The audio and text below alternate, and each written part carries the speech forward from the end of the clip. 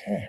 So this morning, and I guess, well, first I'll do a brief introduction to what I'm going to be doing. And then I did bring copies of what I was going to be talking about. I had emailed them, but that was a few weeks ago. And it's understandable if you didn't bring a copy with you here this morning, but I think you'll find it helpful if you do have it, which is why I went ahead and made some copies to pass out. And I think I'll go ahead and do that now.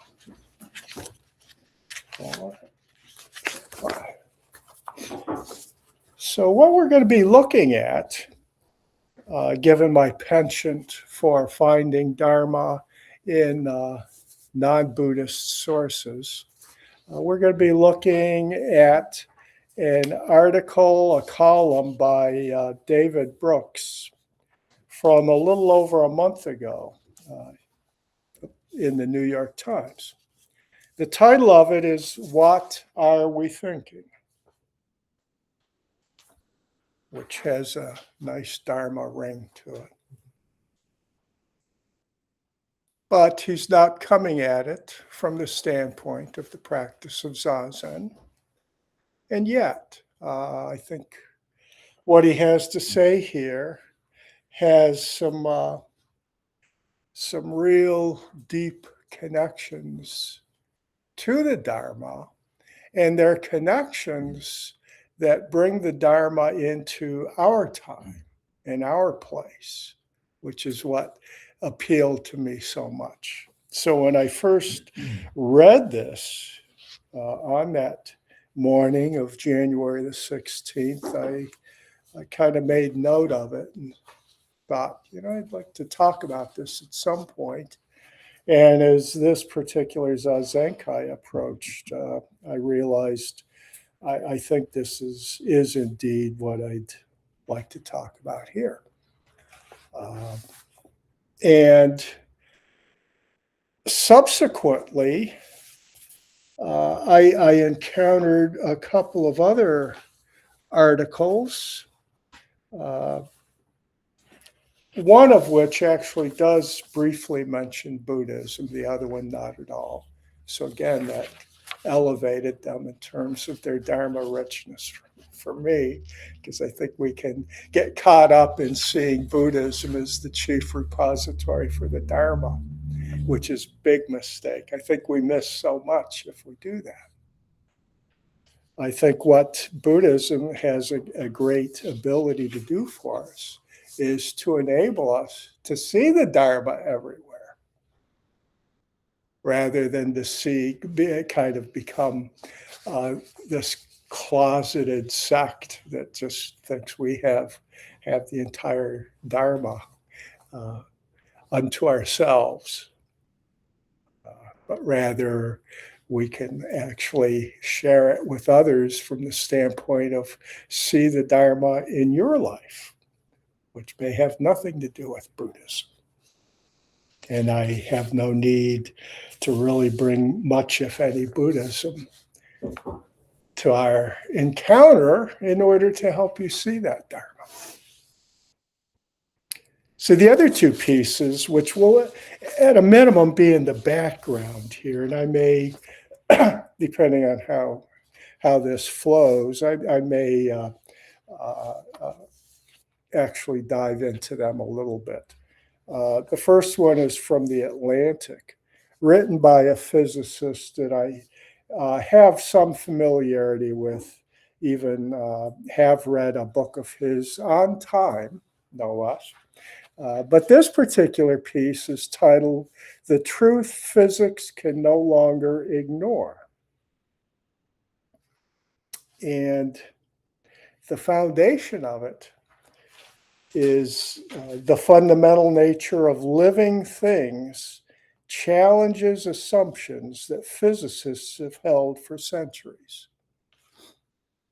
This connects to what we've been looking at on Thursday night, interdependence, and by bringing contemporary theories like complexity theory. and synergy and chaos, things like that, into play, which is essentially what Adam Frank is talking about in this piece.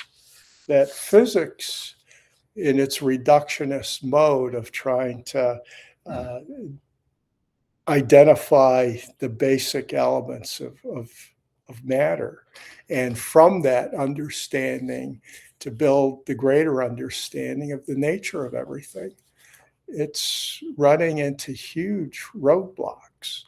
And we have these other theories like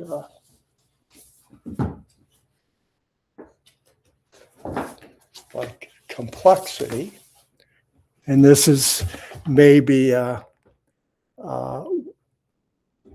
one of the best introductory texts on the subject, as it's subtitled here, A Guided Tour. Uh, a, a, a hugely important field of study. And of course, physics isn't equipped to deal really with complexity. And what we're finding is, according to the theories of physics, we can't account for about 95% of the universe, which all of a sudden is designated as dark matter and dark energy, which means we don't know anything. They're shrouded in darkness, to use the term we just chanted from the Guidepost of Silent Illumination. So even the best minds in physics are conceding that 95% of the universe currently is dark to us. So there seems, in other words, the field seems wide open for different approaches. And when we introduce complexity, synergy, chaos, we're entering into a contemporary world that speaks to interdependence, but in a complex arena rather than a simplistic reductionist one. And then the last piece, which I suspect in future months will take on an increasing role in some of my teachings, is a new book by Michael Pollan, an author I'm also familiar with and have a great admiration for. Well, he's now taking on consciousness. Of course, he has written books such as How to Change Your Mind, about the use of psychedelic drugs. But now he's taking a broader view, a real deep dive into this study of consciousness. The title of the new book is A World Appears, A Journey into Consciousness. So we look at these three pieces. David Brooks' What Are We Thinking? Then to the truth physics can no longer ignore. And then To a World Appears, A Journey into Consciousness. From thinking to basically life, and the complicating factor that life brings onto the scene with the truth physics can no longer ignore. And then within life, there are these forms of life that have what we call consciousness.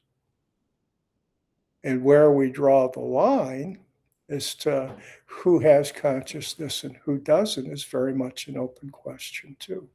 It certainly goes well beyond our particular species. And Michael Pollan, that's part of his investigation. So now we're really entering into the realm of complexity.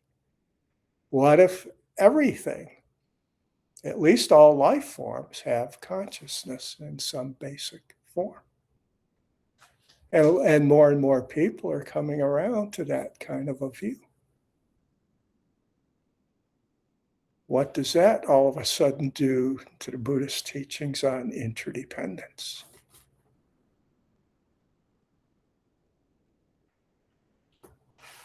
Can you Yeah. explain this real quick? Oh, sure, sure. When you say consciousness, is that synonymous with self-awareness? Actually, as Michael Pollan uses it, it's more just awareness, pure awareness. Doesn't depend upon a sense of self. So that's that. I'm glad you raised that question. Whether, because we may not get too deeply into that at all. But I wanted to bring all three of these into it because I think they're all three important themes that I want to continue to explore. But for this morning, and how far we get in the other two will probably depend primarily on uh, what the afternoon holds for us in terms of things to be discussed. And if I need to inject myself into a larger role, because the discussion isn't really happening too much, then I think I'll probably take a deeper dive. But otherwise, for this morning, David Brooks is going to keep us plenty busy enough. And I was going to give this, although I'll be skipping around, but where I skip to, I'll give it a somewhat close reading. And that's why I wanted to hand copies of this out to you. So with that, the first comment I wanted to make, the title of this, What Are We Thinking? For students of Dogen, when we talk about thinking, non-thinking immediately kind of comes to mind. The teachings of Fukan Zazengi. What is this practice of Zazen that Dogen is founding a whole new school of Zen upon? Zazen is, as he tells us, it's the practice of non-thinking, or sometimes described maybe a little more helpfully as beyond thinking. So that we can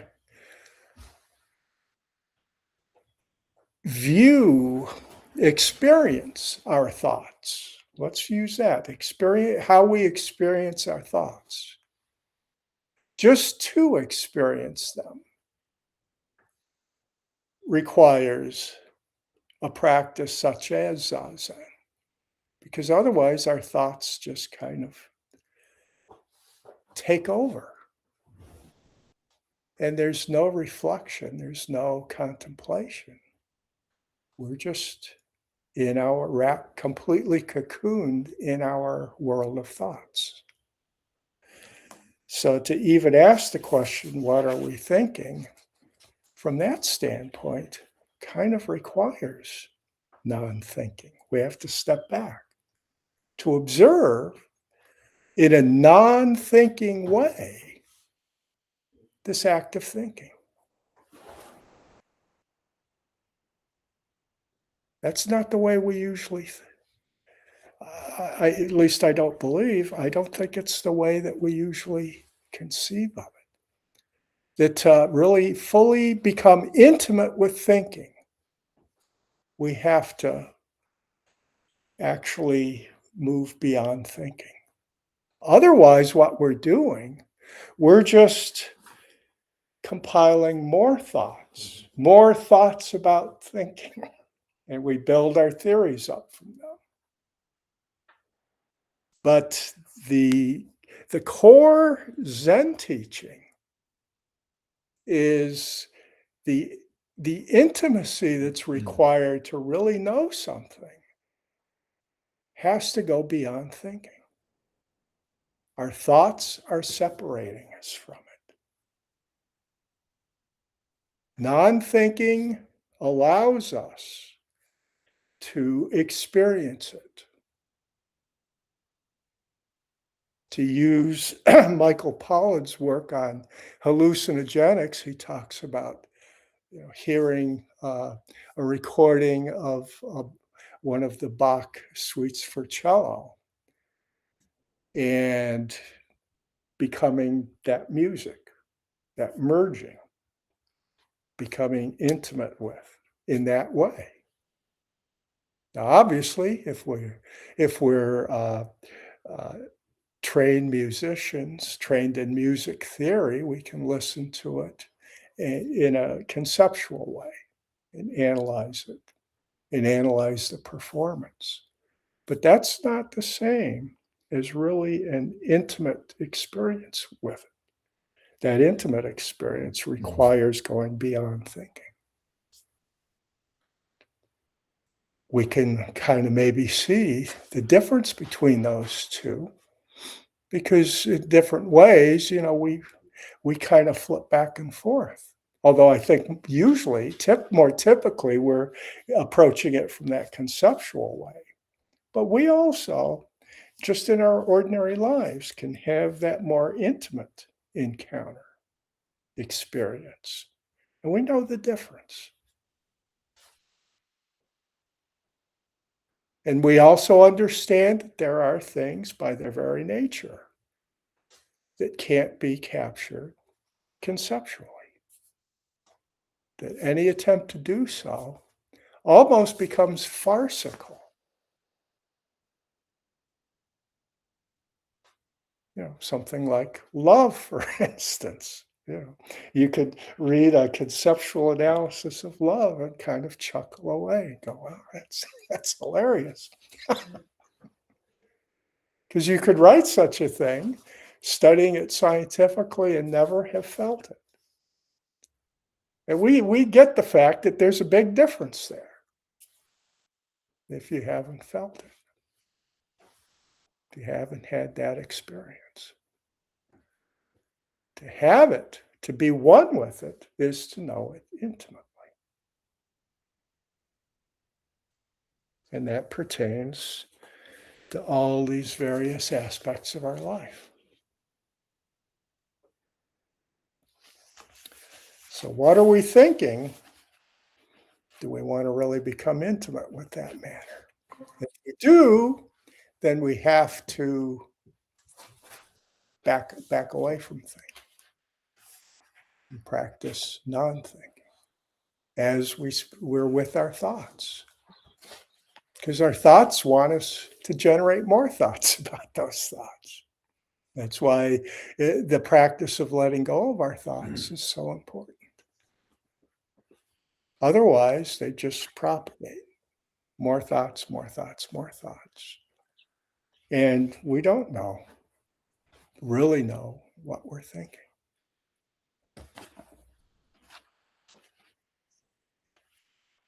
In other words, the next question, it begins, well, actually, the first question, who are you? Is the way David Brooks opens this article. Who are you? That's fascinating because in Korean Zen, Mu is the introductory koan in standard Rinzai Zen in Japan and the US and many other parts of the globe. But in Korea, they rather than koan, they call it a watu. This is it. Who are you? This is their entry gate. So it can be seen that very question is a koan, a pretty fundamental one. Who are you? And of course, we want to answer it initially conceptually with all these terms, names, descriptions, and so on. Of course, the purpose of this koan, this watu, is to take us below that. You can exhaust yourself, spend months, years trying to grasp it conceptually and keep getting rejected. The next question, what's going on deep inside yourself? So these first two questions are very appropriate Zen questions, even though they're being posed by David Brooks. But he's a pretty spiritual guy, actually, if you've read much of his stuff. What's going on?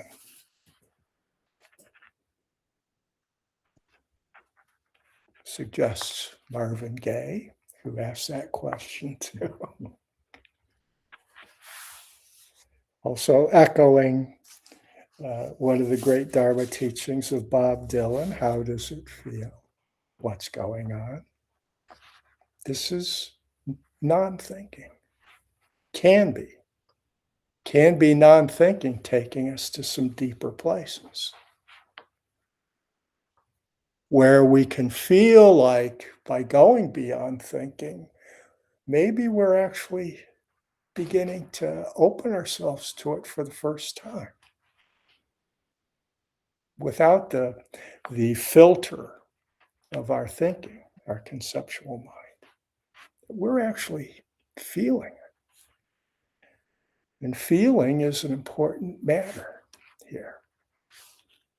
And it gets talked about in one of these three. I don't think it's David Brooks. I think it might be the Adam Frank piece. The fact that feeling, tends to be treated separately from thinking, almost being at odds with it. That contemporary thought is seeing feeling as being maybe the origin of thought. Maybe feeling is actually this more superior capacity that we have. That without feeling, thinking is kind of disabled. What are we going to think about? Feeling kind of, if we look deeply and just become intimate with how it's happening, we might begin to see the role that our feelings actually play. That they're not separate. They're deeply intertwined, just like the teachings of interdependence tell us. That everything comes together in each moment, each experience. It's not that this comes together here, but this doesn't. So interdependence, the Huayan's approach, is it all comes together here. It's all to be found there. So what's going on deep inside yourself? It's boundless. It's boundless. What does that feel like? To have the realization that that's the spaciousness that we constantly see things from. So how do you understand your own mind is the final question in this series of 3 questions. How do you understand your own mind? See, the term understanding is asking for a conceptual understanding, usually.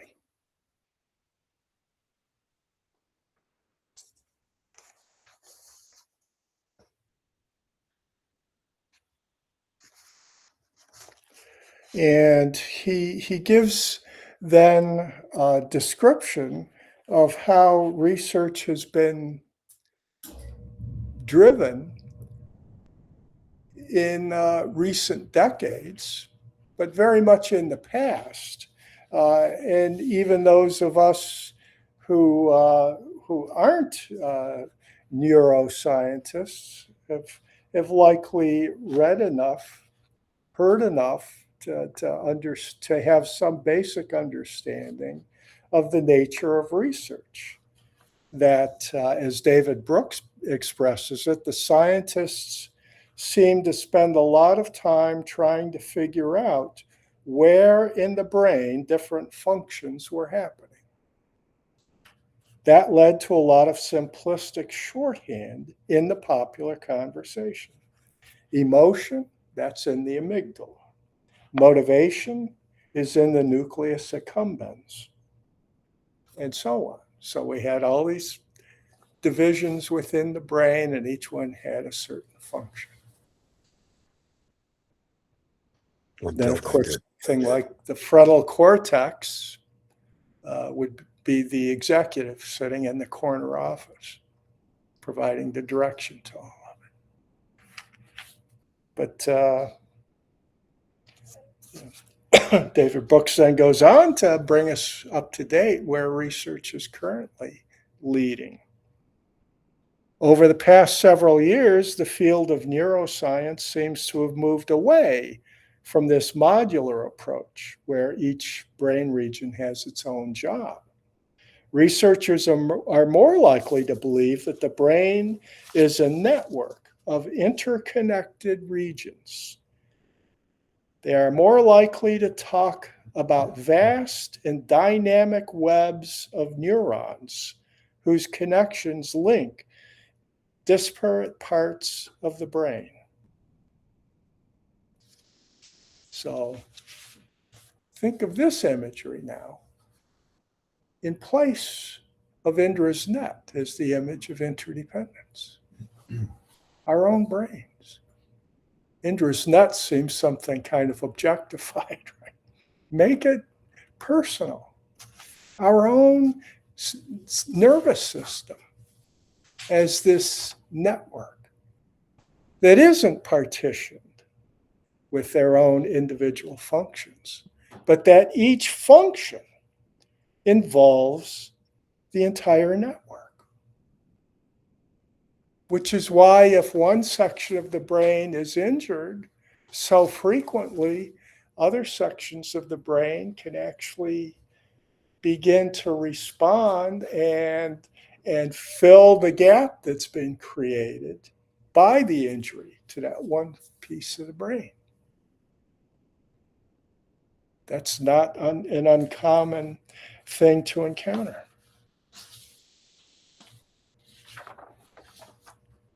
And again, I mean, interconnectedness, the core of Huayan teaching, where David Brooks says, as I just read, researchers are more likely to believe that the brain is a network of interconnected regions. It's almost like if he was Buddhist, he was trying to bring Buddhist thought into contemporary neuroscience. He's speaking a similar language. And they're more likely to talk about vast, dynamic, vast being boundlessness, dynamic being impermanence. There's the constant change. There are no fixed entities. All is in motion. Vast and dynamic webs of neurons linking these various parts of the brain.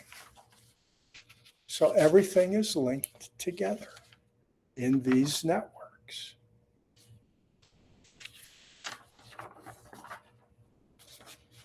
And from there, we get into some imagery that can be helpful, especially given to look ahead to the Adam Frank article about physics kind of falling short of its task in terms of its mechanical reductionist model. You know, the universe was seen as kind of like a clock, and you study a clock by taking it apart and seeing how all the pieces fit together. But what's being described here doesn't allow for that type of analysis. And the next imagery paints that picture quite effectively, I think. Someone who runs the Maryland Neuroimaging Center offered this metaphor, asking us to imagine a flock of starlings swooping and swirling in the sky, No single starling organizes this ballet. Yet out of the local interactions between all the starlings, a coordinated dance emerges. You know, if you've ever seen a large flock, you know how that works. So that this neuroscientist is saying that's kind of a good metaphor for what I'm proposing that we replace Indra's net with, the workings of our brain, is these flocks of neurons that just move in ways that you can't account for mechanistically. It would be sheer silliness to even try to do that, to break that down to a molecule by molecule analysis or down to the subatomic level. How do you account for that activity? But clearly, that's not what's happening. You're trying to really force something into a model that just doesn't fit.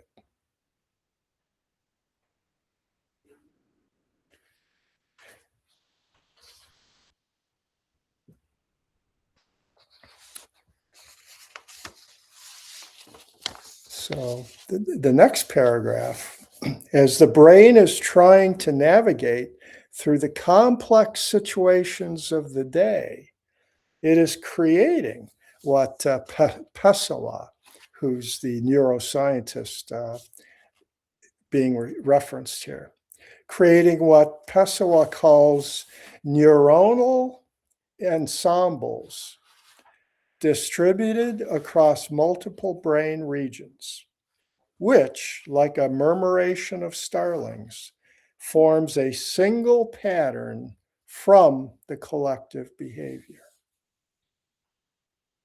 We see it as just a single pattern. But yet we also recognize it's made up of all these individual starlings. And the note I scribbled in here is, can we scale this up to higher levels? And just as examples, I start jotting down like a sangha, a nation, a species, a planet, a solar system, a galaxy, a universe. All of these, it seems to work at each level. Like this flock of starlings, forming a single pattern from the collective behavior. A term that gets used these days fairly often, emergent properties, emerging from something like these flights of individual starlings. You know, how do you get these patterns? It's an emergent property from those interactions. And emergent property, admittedly, is kind of like dark matter or dark energy. I think it's signifying we don't really know. We don't understand this, but we can at least tack a label on it, kind of a placeholder for the time being, and call it an emergent property that just comes forth out of these arrangements. Kind of like consciousness itself is an emergent property. Because this, the Michael Pollan column talks about in terms of and I've spoken about it several times in various Dharma talks, the hard problem of consciousness and giving an account of it. The easier part is the way we sectionalize the brain and talk about consciousness in such a itemized, mechanical way. But the hard problem is, okay, So you've made all those correlations, but how do you make the leap from neurons, physical activities, to the actual experience, the sensation? How do you account for that? The leap from body to mind, the old mind-body problem from Western philosophy. How do you connect those two? I mean, it ain't been solved yet. So mind is like an emergent property. Subjective mind, your experience. You're hearing a sound. You can talk about sound waves and eardrums and sections of the brain and so forth. And that's all fine and well, but so how does that turn into my experience of sound? That's what I want to know, and nobody can say, other than to say, well, it's an emergent property. There's some dark matter in there. So it's honoring this notion of interdependence in its boundlessness.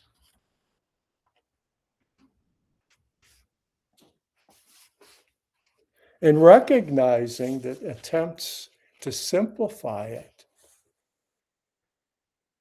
just they're kind of doomed, because that's not the way the things work.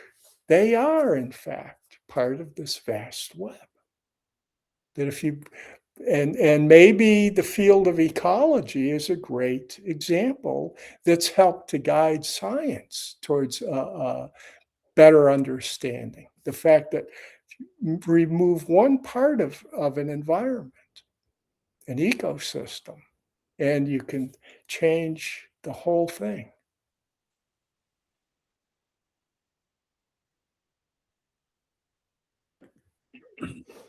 So they truly are. Every last piece has an interdependent aspect. And one very little piece can have an effect here, which has a bigger effect over here, and so on. And suddenly, you know, you get a much different result than what you had anticipated.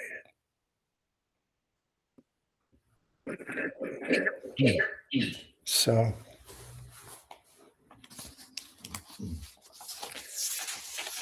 that's an important takeaway for me, and one I wanted to share with everybody here this morning, of taking the brain as it's now being better understood and using that as our current Indra's net in terms of the interconnectedness of all the parts, all the way down to the level of neurons.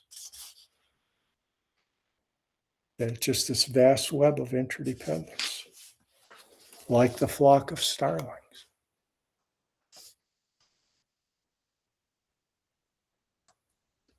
From the next paragraph, life is really complicated. To deal with a million unexpected circumstances, you wouldn't want a brain filled with just a few regions doing just a few jobs. You'd want the brain to be able to improvise a vast number of networked ensembles that would dynamically affiliate and thus coordinate sensible responses. So the need for complexity and improvisation now come together. A mechanistic way of understanding doesn't allow for improvisation. Everything has its causes and conditions, so everything just kind of chugs along as it's predetermined. But this is pointing a whole new scenario, which also allows for an important aspect of complexity, which we talked about, synergy. The fact that the whole is greater than the sum of its parts. And a mechanistic view is just a linear process where it all has to tie together. But the real world, the world of complexity, has to accept and deal with the fact of synergy. And our lives are the best example of that. You know, all the material components of our bodies. How does that equate to our lives and our ability to live such rich lives? To be able to ask these kinds of questions, to reflect upon our physical nature and our mental capabilities. How does that all add up? Obviously, it doesn't. The whole is way greater than the sum of the parts. That's part of interdependence now. I think we've got a much clearer understanding of that.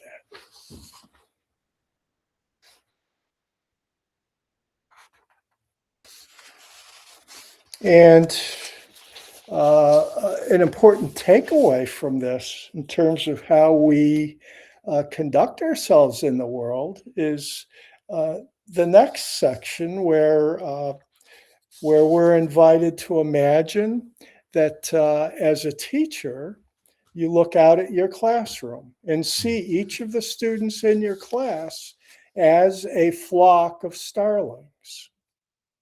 That each of us is a flock of starlings. That means their or our brains are not empty vats to be filled with information, the way we generally see education. Their brains are not computers that impersonally churn through calculations. Rather, each student is an ever-changing swirl of thoughts, fears, feelings, desires, impulses, memories, and body sensations that interact to form a single mind that guides the student through the events of her day. Now, does that sound like a more realistic way of seeing anybody and interacting with them? To see the realm, the boundless realm of possibilities, which brings us back to notions of improvisation and the fact that in such a complex world, to practice skillful means, as we talked about on Thursday, requires this practice of improvisation. That's the only way, really, that we can fully be intimate in the moment. Otherwise, we're just caught up in our thoughts, and it's just thoughts propagating more thoughts. Hence the connection between all of the creative arts and a practice like Zazen. And since living itself is maybe the greatest of the creative arts, it's pretty essential for us. So I think Dogen was dead on with his recommendation of Zazen as the practice to found a spiritual path upon. A spiritual path means becoming intimate with your experiences because they're all of this nature.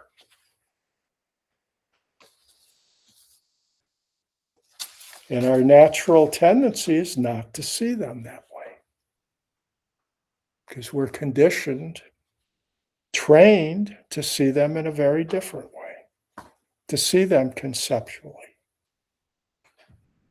separate.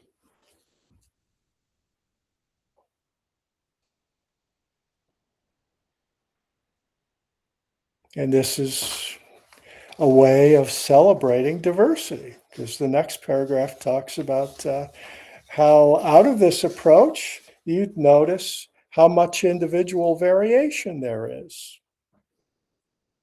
Whereas if you see kids' minds as a vat to be filled up, or if you conceive of the brain as a kind of computer, then every vat and every computer is kind of the same. But if kids are swirls, then every swirl has its own distinct set of motions, its own personality, its unique dance. So it's how we respect each individual as an individual, as unique. And in that uniqueness, it's calling for intimacy that you can't be conceptualized.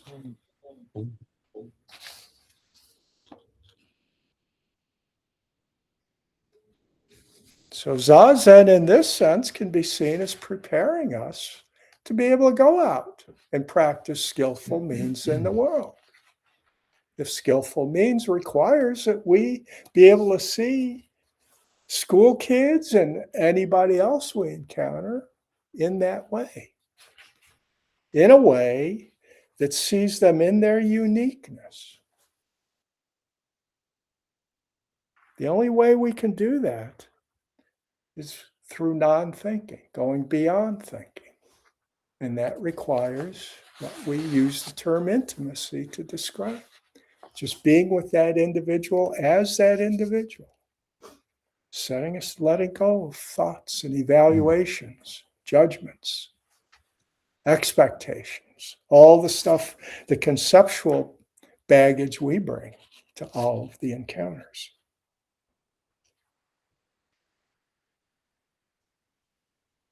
It's called standardization, a term that gets used in the next paragraph. That's where we standardize everything.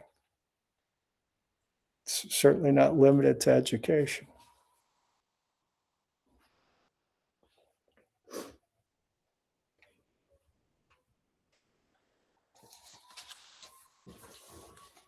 And a few paragraphs down, just to keep coming back to the core Buddhist themes that get discussed here. He says, change is the human constant. We have a tendency to essentialize people, to pick a few labels or traits that supposedly capture who they are, but flocks are always in motion, as is each person, always in motion.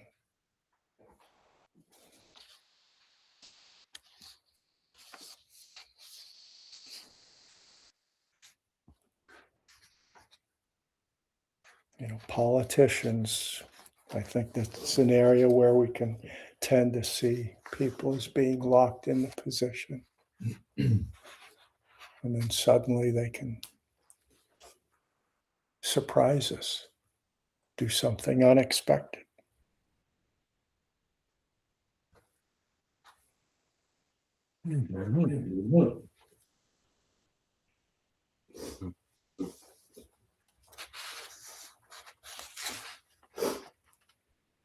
And then at the bottom of that page, maybe this is a good place to close out here. He talks about how the categories we use to understand people get in the way of actually understanding them. Because understanding as it's being used here means really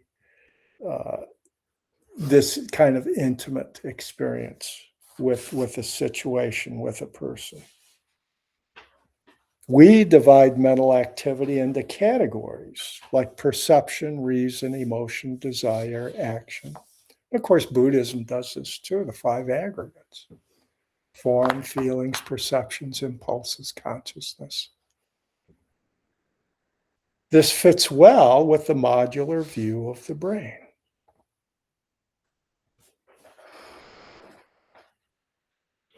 So this just points back to the first question this piece opens with. Who am I? Am I just the sum of all these aggregates? So even Buddhist teachings can lead us down that path with their lists. So we have to, obviously, and Dogen taught this. So it's certainly part of our tradition is to go beyond. Go beyond Buddhist teachings. Go beyond the lists. That's talking about the emptiness that the Heart Sutra delineates, the emptiness of Buddhist teachings. No suffering. No origination. Bam, that's what we're talking about here. No origination. Your 12-fold chain of dependent co-arising. Empty. Emptiness is opening the gateway to Huayan, to interdependence, to Indra's net, or to the replacement metaphor of our brain and the way it operates. The conditions that bring forth the emergent property of our consciousness, our basic awareness. So who am I? And ultimately, even the I has to drop out in order to have that intimate experience with our life, with the individuals we meet, the situations we encounter.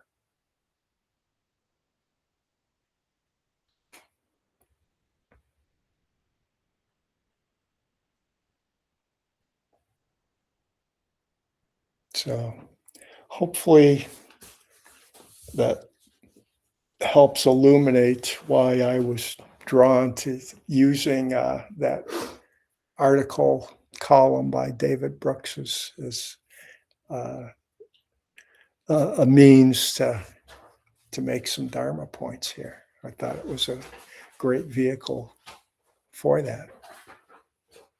So I'm going to end here, and we'll just go ahead and chant out since the afternoon is set up for discussion. So you'll have a chance to have couple more rounds of Zazen before we get to the afternoon discussion. And I look forward to that. So,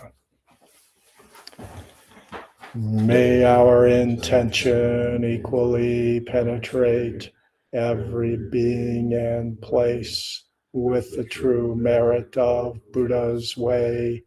Beings are numberless. I vow to save them. Delusions are inexhaustible. I vow to end them. Dharma gates are boundless. I vow to enter them. Buddha's way is unsurpassable. I vow to become it.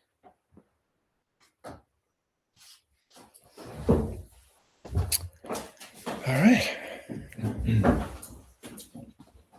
If we could just take a brief break, like maybe 5 minutes or so, and then we'll start the next period of Zazen.